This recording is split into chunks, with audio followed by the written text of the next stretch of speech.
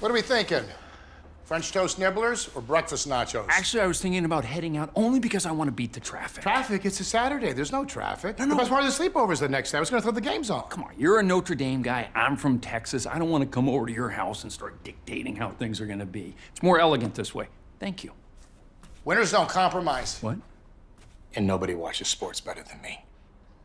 Bobby Big Wheels. Yeah. I mean, how can you call yourself a sports fan without Xfinity? Look at what we're working with here. We got the Multiview. I mean, that picture quality's insane. Hey, you had me at Multiview. This is going to be a great weekend. It's going to be a great season. The best college and pro games all in one place. I'm not going anywhere. Can I tell you something? This is my fantasy football. Watching these games with you. There, I said it. You ever tried pancakes and guac? You're about to.